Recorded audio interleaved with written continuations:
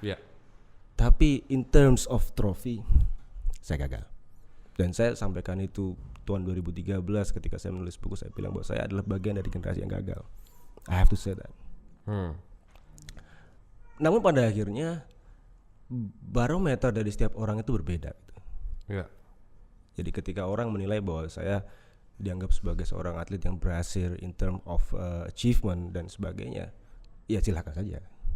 Tapi bagi saya sendiri, saya cukup puas dengan semua hal yang saya dapat di sepak bola gitu.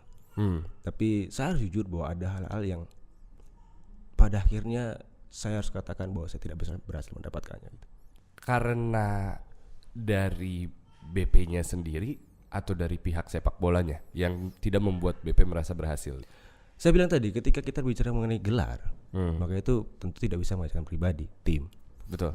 Dan selama katakanlah 13 tahun saya bermain untuk tim nasional Indonesia, maka tidak ada gelar bergengsi yang major trophy yang nggak pernah saya dapatkan. Dan artinya sebagai seorang atlet nasional saya gagal. So what do you consider yourself as kalau bukan seorang legenda? Saya banyak didebat orang ketika saya mengatakan bahwa saya bukan legenda. Itu banyak debat. Iya, jelas dari menurut saya.